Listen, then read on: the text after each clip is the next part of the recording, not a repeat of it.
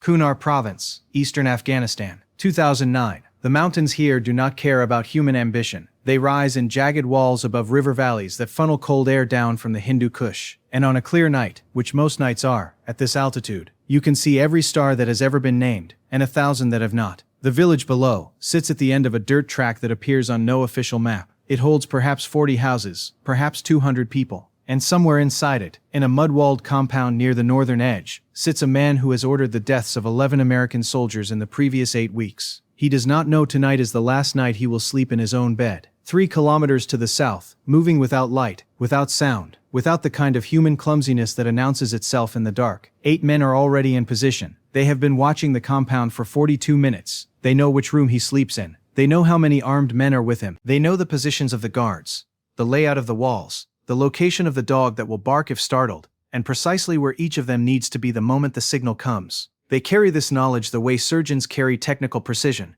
with absolute certainty and total calm. They are United States Navy SEALs. They own the night, and they have come to collect, to understand how a team of 8 men could move through hostile territory in the dark and dismantle an insurgent network's command structure in a single evening. You need to understand what the decade following the September 11th attacks did to American Special Operations Forces. Because what happened in those years was not just an expansion, it was a transformation, a reinvention so complete that by 2009, the men operating in the mountains of eastern Afghanistan barely resembled the special operators of a generation before. Not in capability, not in equipment, not in doctrine, and certainly not in what they were able to accomplish in the hours between midnight and dawn. The attacks of September 2001 changed the calculus of American warfare in ways that took years to fully surface. In the immediate aftermath, the United States deployed conventional forces to topple the Taliban regime that had sheltered the men responsible for 3,000 deaths on American soil. That operation succeeded with startling speed, but speed and permanence are different things. By 2003, Taliban remnants who had melted into the mountains of Pakistan and the tribal borderlands were already beginning to reconstitute. By 2005 they were back. By 2007 they were fighting with enough organization and lethality to threaten the stability of entire provinces in the south and east. The American military's answer to this problem was not only to send more troops, it was to send a different kind of force. The Joint Special Operations Command, the most secretive and capable tier of American military power, began what commanders would later describe as a campaign of relentless continuous pressure. The idea was simple in concept, even if the execution was anything but: find the network, dismantle it, not one commander at a time, not one province at a time, but systematically, every night, across every district where the Taliban had dug in. The engine of that campaign was the night raid, and the men who ran those raids, the Navy SEALs, Army Special Forces, and Ranger companies operating under classified task force designations, became the most proficient direct action forces in the history of modern warfare. They did not advertise this. They did not need to. The Taliban in time would do it for them. The team that would enter that Kunar compound on this particular night had been in country for 61 days. In that time they had conducted 19 operations. 14 had resulted in the capture or death of a named individual on what operators simply called the list, a running roster of Taliban commanders, facilitators, bomb makers and financiers whose removal would degrade the network's capacity to operate. The other 5 had produced actionable intelligence that fed subsequent missions. Not one of the 19 had resulted in an American casualty. This was not luck. It was engineering. The preparation that preceded each mission would have seemed, to an outside observer, almost obsessive in its thoroughness.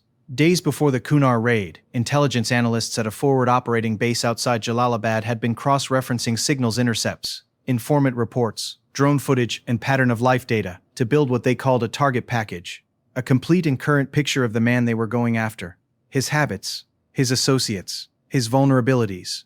They knew he slept with a rifle within reach. They knew he kept 2 fighters in the outer room as personal security. They knew his cousin lived next door and that the cousin was not a combatant. That last detail mattered. The rules of engagement governing these operations were, contrary to what critics would sometimes suggest, meticulous about the distinction between armed fighters and civilians. The SEALs operating that night carried those rules not as bureaucratic constraint but as professional obligation. They would go to extraordinary lengths to avoid civilian harm, because it was right, and because every civilian death created 10 new enemies and destroyed months of relationship building in the surrounding villages. This was not sentiment, it was strategy, and it was genuine. The team's officer in charge, a 31-year-old lieutenant commander from Virginia who had completed 2 previous deployments to both Iraq and Afghanistan, reviewed the intelligence package the afternoon before the operation. He asked 3 questions. Was the intelligence current? Had there been any change in the compound's security posture in the last 24 hours that might suggest the operation had been compromised? And what was the extraction route if the primary became untenable? The answers were yes, no, and already memorized by every man on the team. They staged at dusk. Equipment checks ran silent and methodical. Night vision devices, suppressed rifles, breaching tools, medical kits. Every operator cross-trained to perform trauma care capable of keeping a man alive long enough to reach a surgical table. Radio frequencies confirmed. Aviation assets, 2 attack helicopters orbiting at altitude, a medical evacuation aircraft standing by, confirmed. The intelligence cell, watching through a persistent aerial sensor feed, confirmed the target was still in the compound. At 2200 hours, the team loaded into 2 vehicles and moved north. One of the younger operators, a petty officer first class from Tennessee, named Marcus Webb, had conducted 43 operations over 2 deployments. He was 26 years old and had the calm, unremarkable demeanor of a man who had seen enough that surprise had become genuinely difficult to achieve. That evening, in the hours before the raid, he had written a letter home that he did not intend to send until he was back on base. This was a habit he had developed not from pessimism, but from a kind of professional discipline, a way of keeping priorities clear when the mission required you to set everything else aside. The letter was 3 paragraphs. It mentioned his daughter, who had turned 4 the previous month. It mentioned the mountains, which he found beautiful in a way that seemed almost indecent given what happened inside them. And it said, simply, that he was doing fine, and that he would explain everything someday when she was old enough to understand. He folded it into his left breast pocket and climbed into the vehicle. Just a quick pause here. If this kind of storytelling is something you value, a subscription or a like helps this channel reach the people who care about military history the way you do. Alright, let's carry on. The compound was dark when they arrived. Not city dark, where ambient light bleeds in from every direction, but mountain dark, the absolute kind that absorbs everything and gives nothing back. The SEAL's night vision devices turned that darkness into a green-edged world of shapes and shadows, navigable and precise, impenetrable to anyone without the same equipment. They moved from the vehicles in 2 elements. The first element approached the main gate from the south, a controlled presence, a point of deliberate attention. The second element went over the north wall. Inside the outer room of the main structure, a 23-year-old Taliban fighter named Hamid was sitting against the wall with his rifle across his knees, half asleep. He had been awake since the previous evening. The commander kept irregular hours, which meant the guards did too. Hamid had eaten nothing since late afternoon. He was cold. He was exhausted. He was thinking, if he was thinking anything at all, about getting through the night. He heard nothing before the breach. The door came open, not with the explosive violence of the films, but with the practiced efficiency of men who had done this hundreds of times collectively. The second element was inside in under 3 seconds. What followed in the next 90 seconds is best understood not as violence for its own sake, but as a sequence of decisions made by highly trained professionals in near total darkness, each of them resolving variables: threat, non-threat, direction, position, movement, at a speed the conscious mind cannot fully reconstruct afterward. Hamid survived. He was on the floor, restrained, uninjured, before he fully understood what had happened. He would later describe the experience to a researcher embedded with a provincial reconstruction team. They came from nowhere, he said. There was no sound, and then there were men everywhere, in every corner, and they knew exactly where to go. He paused before adding, they moved like they had been in that room before. They had not, of course, but they had rehearsed a version of it. They had walked a mock-up built from drone imagery and informant descriptions. They had done it in daylight, then in darkness with simulated resistance. They had rehearsed until the decisions became reflexive, until the body knew where to go before the mind finished the question. The commander was found in the rear room. He was awake, which suggested he had heard something, perhaps the vehicles approaching, perhaps a sound that did not belong to the valley at night. He had his weapon in his hand when the first operator came through the door. He raised it. The sequence of events that followed lasted less than 2 seconds and ended with the commander wounded, disarmed, and restrained. He was alive. This was intentional. A living commander with a working memory of his network was worth more than a dead one whose knowledge died with him. A sensitive site exploitation team followed the assault element through the compound. 2 men trained specifically to collect documents, hard drives, phones, and any other intelligence material present. In the rear room alone,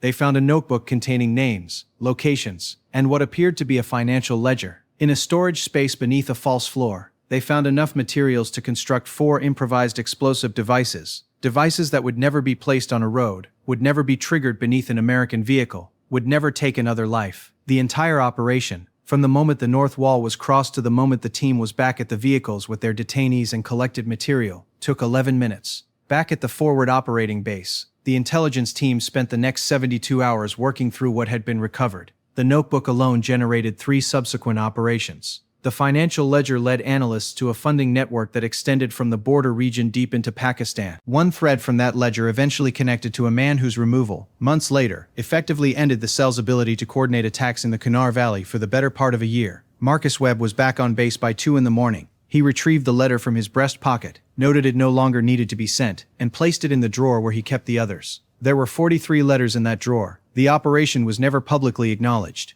It appeared in no press release. No ceremony was held. The names of the men who conducted it were not released then, and most have not been released since. This was by design. Most of the men involved preferred it that way. What the operation produced was measurable, even if invisible to the outside world. In the 8 weeks following the removal of the commander from that Kunar compound, coalition forces recorded a 62% reduction in complex attacks in the surrounding district. Roads that had been effectively closed to logistics convoys reopened. A school construction project that had been suspended after 3 contractors received death threats quietly resumed. No mass casualty attacks were recorded in the district for the following 4 months.